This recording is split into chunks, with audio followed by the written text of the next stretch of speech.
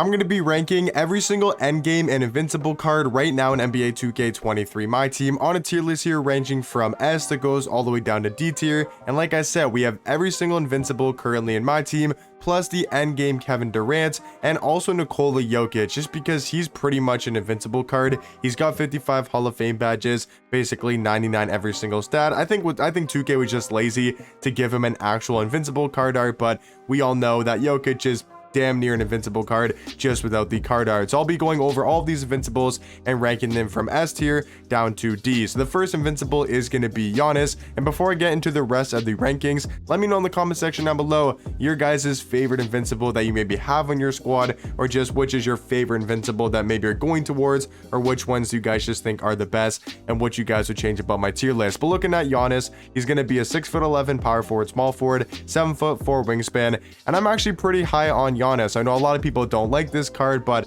I think he's great because of his defense, his player model, just the animations he gets in game. I actually don't mind his jump shot that much, but it's definitely not a good jump shot. Doesn't have crazy good dribble sigs like a lot of basically like a lot of the other invincibles. But I think Giannis, because of his size, his defensive ability, his height, everything about the card is still super elite. So I do think he's going to be in the B tier category. Larry Bird, I'm gonna go A tier. A really good small forward in my team. He's 6'9" at the 3, 7-foot wingspan. And the thing about Larry Bird is they changed his jump shot. He's now got the Eric Paschall base, Kevin Love upper on very quick timing, compared to his previous jump shot, which was just Larry Bird base, Larry Bird upper on normal timing. So now he does have a way better jump shot that's actually really good in game. And then he's also got great dribble sigs with the Steve Francis size up, Curry escape, Dame behind the back, and then he's also got quick drops off one. He's got the front clutches, the best dunk packages in the game. He's got the tray fade, which is the best fade in the game,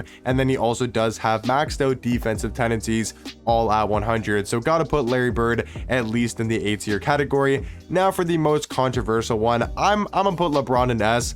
I think he's the third best shooting guard in the game. There's a lot of good invincible and endgame shooting guards we'll talk about here in a second. Me personally, I would take LeBron over a guy like Carmelo, even though I think Carmelo is a top tier shooting guard, really good offensively. I think he's an amazing small forward.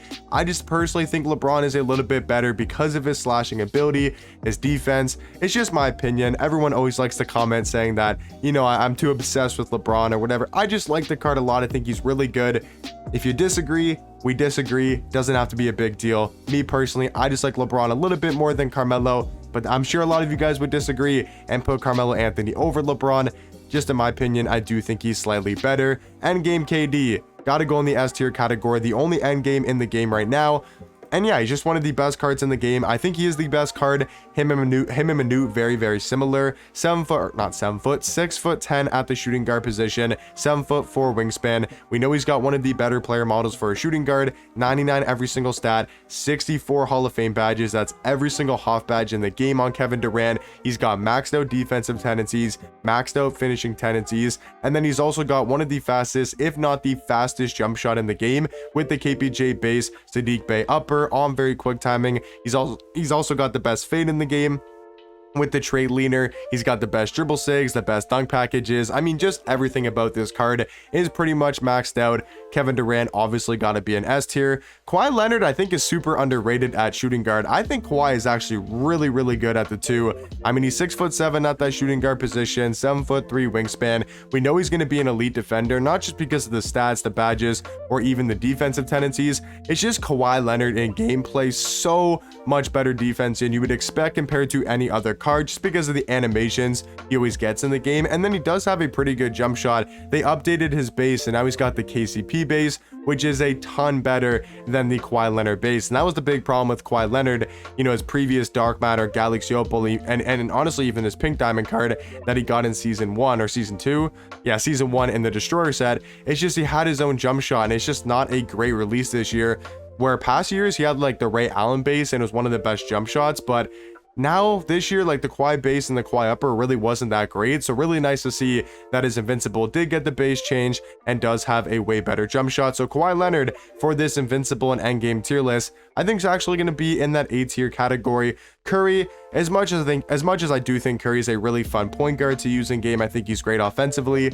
he's just gonna have to be in the D tier category. One of the worst invincibles we've gotten so far. Not to say that he's a bad card, but I do think if anybody's got to be in D tier, it's got to be Steph Curry. Anthony Davis, I'm gonna go in C tier. A good defender, a little bit undersized at power forward, only being 6'10", and he doesn't have any crazy glitchy fast jump shot.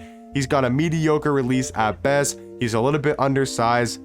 Compared to some of the best invincibles and best cards in the game, I think he's going to have to be in the C tier category. Jokic, I'm going to probably go B. I think Jokic is much better than Anthony Davis at the power forward spot. And I'll just show you guys Jokic's stats and his badges to show you guys that he's basically an invincible, because once you get his 4th Evo, he's going to have 55 Hall of Fame badges, which is what every single invincible has, is 55 HOF. So he's got the badges. Right, you take a look at the stats, all going to be above a 97 pretty much. Most are going to be at a 98 or a 99. And then he also does have still an amazing jump shot, really good dribble sigs. I mean, he's one of the best cards at the point guard position, but this one can play center power forward, and I think he's probably going to be in that B tier category. Kobe Bryant, I think, is also going to be in B tier. A really good point guard all around. I'm just not the biggest fan of his jump shot, but besides his release, I think this card's still amazing at point guard. 6'6" at the 1, 6'11" wingspan. He's got great dribble sigs, great dunk packages. I do definitely think Kobe, though, is going to be a great defender, and I think deserves to be in that B tier category. Kristaps, gotta put him in S tier, man. I think Kristaps is one of the best big man card in the game. It's really nice to see compared to his previous dark matter version. The fact that he's now gonna have 97 speed, 97 acceleration, way better defensive stats and badges. So he's gonna be a pretty big upgrade compared to his previous dark matter, with those stats and badges really being upgraded for Kristaps Porzingis. And then he still does have an elite level jump shot. I think for this endgame and invincible card tier list, I think he's got to be in that S tier category. Magic Johnson, same tier as a Kobe Bryant in my opinion. LaMelo, MJ, I would put them in the A tier spot. I do think they're slightly better than a Kobe Bryant and a Magic Johnson. That really comes down to preference though. I mean, LaMelo, MJ, Kobe, Magic, all of those point guards are very, very similar and very close in level of skill and just how good they are. For me personally, I prefer LaMelo and MJ just because of their jump shots. I think LaMelo's got the best jump shot between these 4 invincible point guards, and then I think MJ's got the second best, and they all play great defense. They all have maxed out stats and badges, and I would say MJ's definitely got the better dribble sigs with the Steve Francis size up in the tray escape. So gotta put MJ and LaMelo, in my opinion, in that A tier category. Scottie Pippen, I'm gonna go B. He's a really good defender. I think he's just a worse version of a Larry Bird at small forward, a worse version of a Kawhi Leonard at the shooting guard position. He's still got a great jump shot, especially in the catch and shoot. Still an amazing invincible card. I just think he's gonna have to be in the B tier category.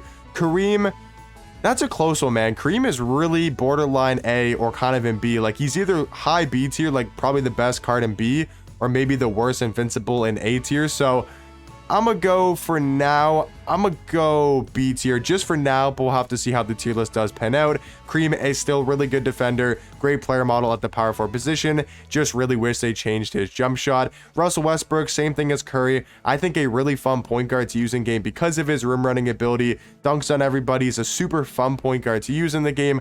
I'm a big Russ fan, especially in my team this year, but compared to all the other invincibles in the game, gonna have to be in the D tier category. Shaq, gotta be an S tier, one of the best power forwards and still one of the best cards in the game just in general. He's 7'1" at the power forward position, 7'7" wingspan. It's a Shaq with 99 speed, 99 acceleration, a 97 3 ball. He's got a way better jump shot now, a super good release for a Shaq card and just any power forward in my team. And we know he's still going to be one of the best dominant bigs down low and has an elite level player model. So gotta put Shaq in the S tier category. Jason Tatum, I'm gonna probably go B tier. He's got a pretty good release. He's a solid small forward. He's got great dribble sigs with the D Rose size up, the Curry escape. I think he's a good small forward in the game. Don't think I can put him in A tier though, on the same level as Larry Bird.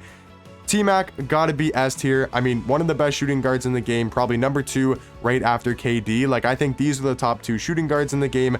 I got LeBron at number 3, but yeah, for this invincible and endgame tier list, I think T-Mac, KD, and I would say Shaq are definitely easy S tier. LeBron, Kristaps could be debated with cards like Larry Bird, Carmelo, Kawhi. Like, there's a lot of cards that could be debated for the S tier category. And then for the last 2 invincibles, I think both of them are going to be in that C tier category.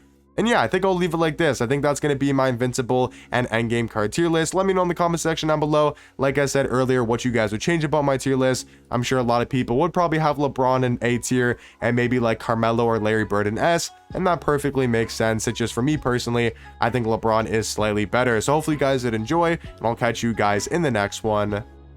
Peace.